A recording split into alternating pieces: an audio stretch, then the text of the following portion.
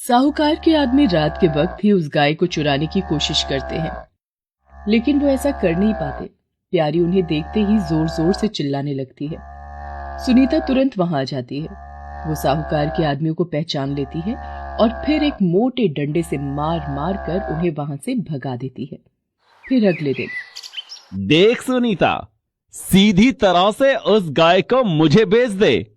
तुझे जो कीमत चाहिए मैं तुझे दे दूंगा, लेकिन वो गाय, उसे तो मैं लेकर ही रहूंगा तुझसे। बस लाला, बहुत हो गई तुम्हारी गुंडागर्दी। मैंने तुम्हारा सारा कर्जा चुका दिया है। अब तुम्हारा जोर यहां नहीं चलेगा। मैं अपनी प्यारी तुम्हें कभी नहीं दूंगी। सोच ले एक बार, अगर मैंने पूरे गांव को बता दिया कि तेरी प्यारी क्या कर सकती है, तो मैं क्या, हर कोई उसे पाने के लिए आ जाएगा यहां। फिर तू कुछ नहीं कर पाएगी। मुझे धमकी मत दो लाला। मैं तुम जैसे लोगों को अच्छी तरह से जानती हूँ। तुम्हें सिर्फ पैसों से मतलब है। मेरी प्यारी के साथ तुम कैसा बर्ताव करोगे मैं जानती नहीं क्या? तुम्हें जो करना है तुम कर लो। मेरी प्यारी यहां से कहीं नहीं जाएगी, समझे? साहूकार खून का घूंट पीकर वहां से चला जाता है। उसे किसी भी हाल में प्यारी को हासिल करना था। वो सारे गांव में प्यारी के जादू की खबर फैला देता है। फिर क्या था, पूरा गांव प्यारी का जादू देखने सुनीता के घर पहुंच जाता है।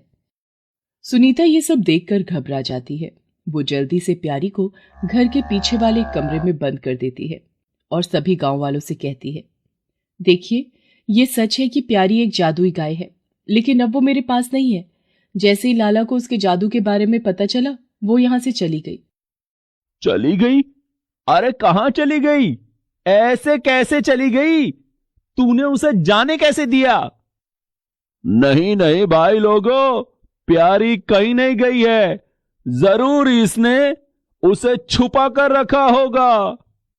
सभी गांव वाले जबरदस्ती सुनीता के घर में घुस जाते हैं और प्यारी को हर तरफ ढूंढने लगते हैं। सुनीता किसी भी हालत में प्यारी को खोना नहीं चाहती थी।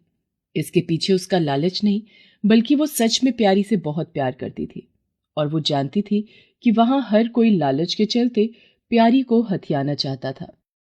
उसने तुरंत एक योजना बनाई, जिसके तहत अचानक गुड़िया जोर जोर से चिल्लाने लगी, माँ माँ, वो प्यारी, मैंने देखा उसे। हैं?